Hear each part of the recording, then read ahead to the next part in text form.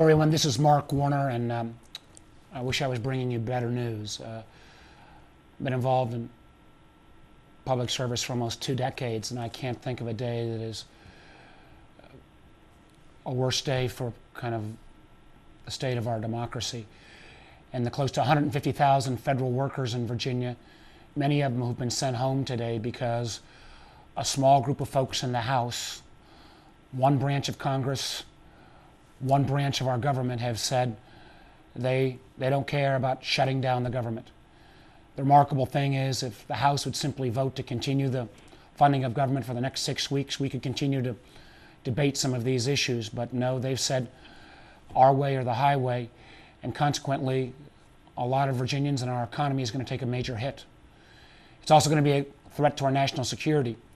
Over 70% of the people who work for our intelligence community, many of them who call Virginia home, are furloughed as well, making our troops, our embassies, and others less secure.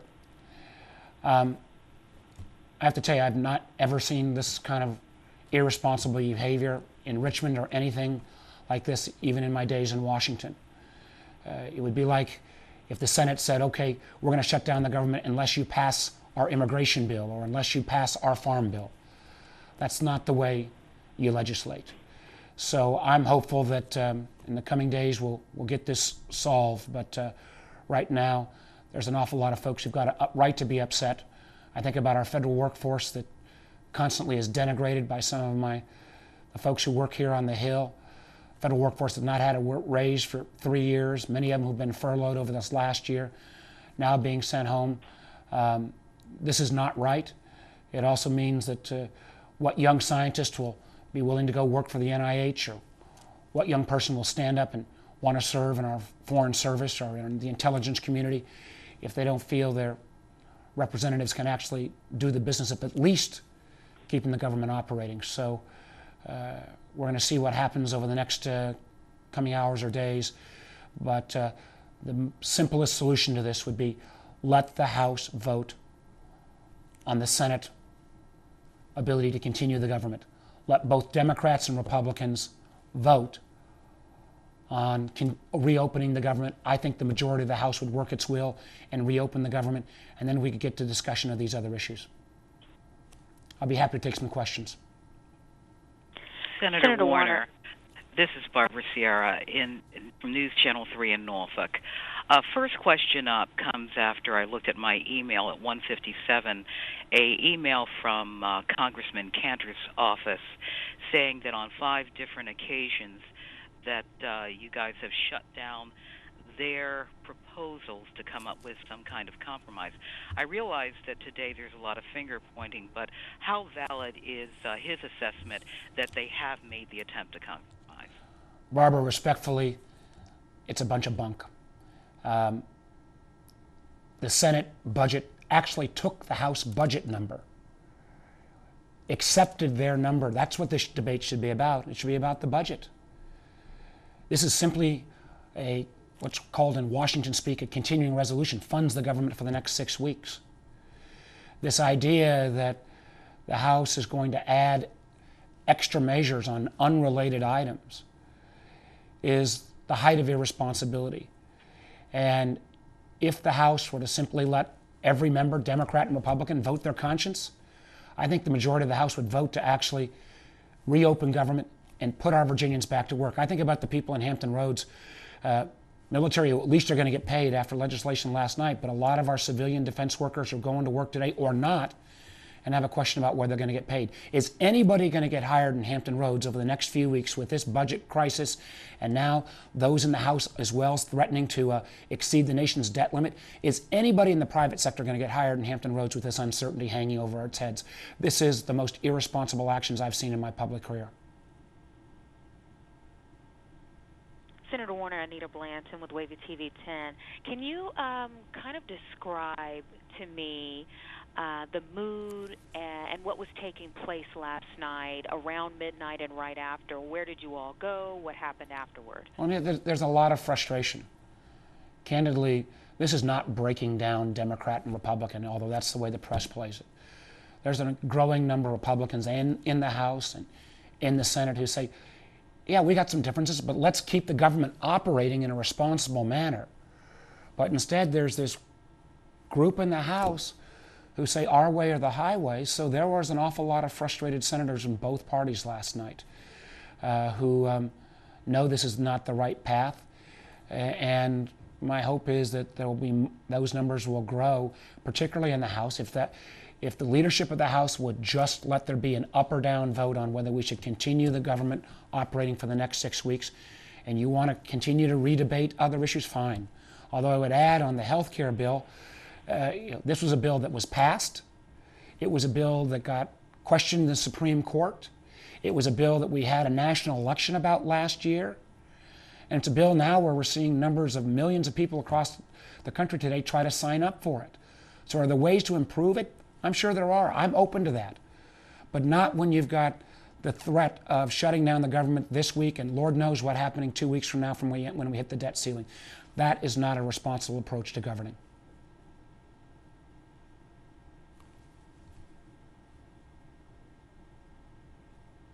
Others? Yeah, Senator Warner. What next?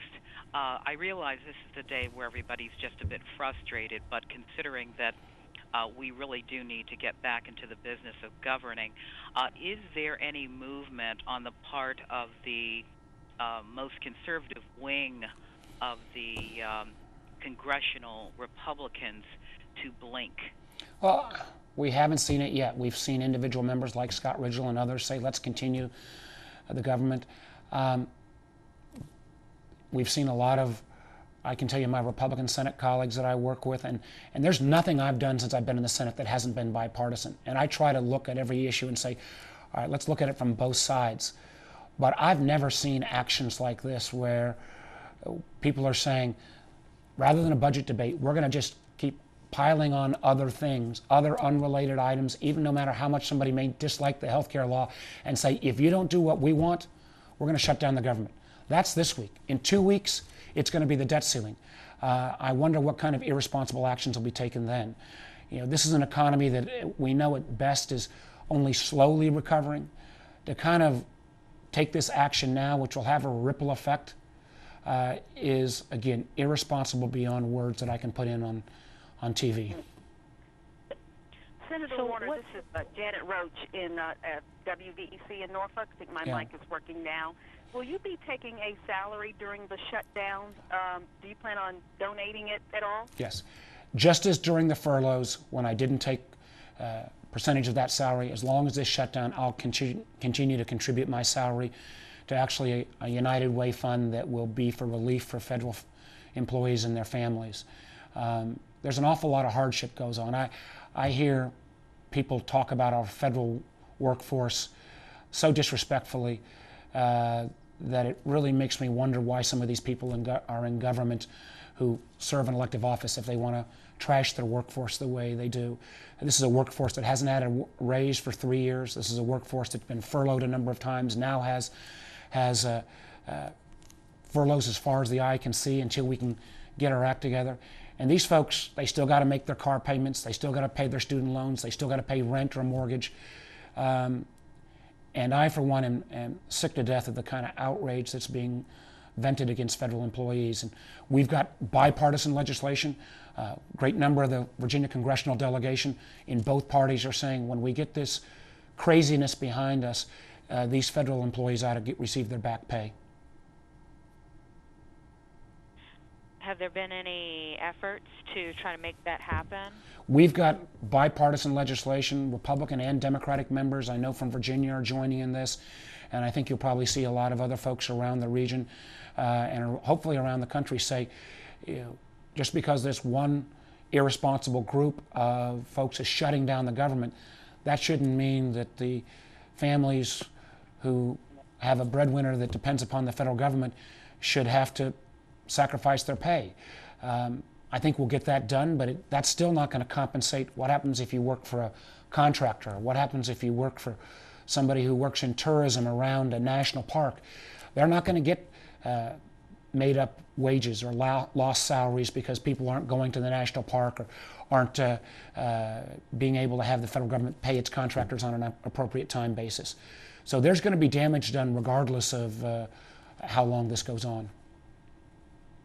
Senator Warner, Barbara Sierra, can you describe for us, with some detail, what kind of feedback you're getting from your constituency in your office? I'm getting folks who are mad as hell, and they got every right to be. And I think, we need to hear from folks and recognize, again, I believe there's two sides of every argument, but I've never seen a case where a group just now in the House is holding back the whole House from being able to vote on keeping the government open, using these kind of extraneous threats to basically say, we're going to shut down the government because we couldn't defeat the health care law legislatively, in the courts, or in a national election. If there are ways to improve the health care law, let's have that discussion, but not with these kind of threats, not when you've got the potential next round of this coming in 2 weeks, when the same crowd is trying to say, we don't care if we default on America's debts. At some point, this level of irresponsibility has to end. Senator Warner, can you speak a little bit more about that, the next round? All right, y'all talking over each other. I got it. Just, can I get one at a time, please? I'm sorry. Senator Warner, could you please talk a little bit more about that, about the next round? You said the next round is coming Well, listen, in 2 weeks. you know, could you explain that well, a little bit more? We've got this group shutting down the government now, and there's 150,000 federal employees in Virginia, many of them furloughed today, folks in our intelligence community who being furloughed as well, putting our national security at risk, people in the private sector who rely on government or rely on government services, want to get a FHA mortgage, want to get a small business loan processed. All that's coming to a grinding halt.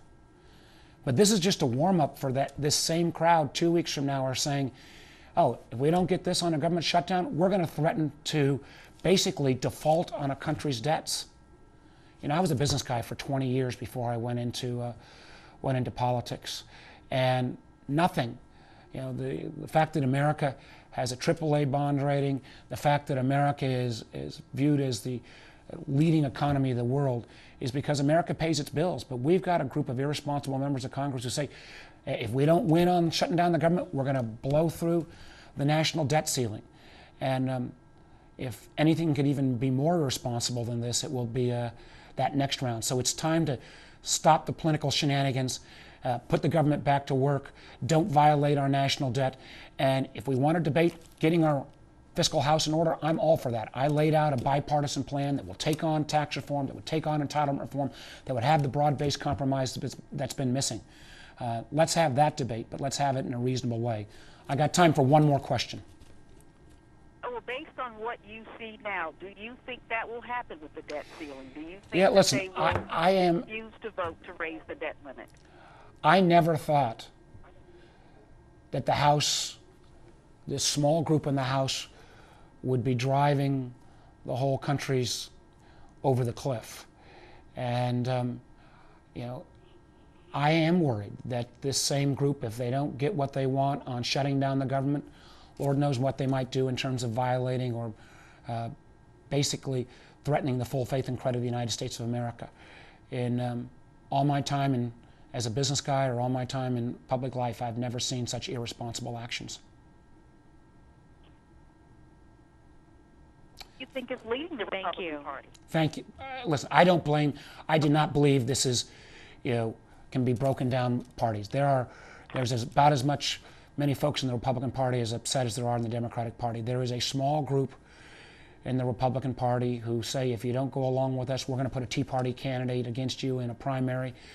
That is not the way, for close to 235 years, this country has been governed, and it's pretty disappointing. Thank you very much, everybody. Thank you. Thank you.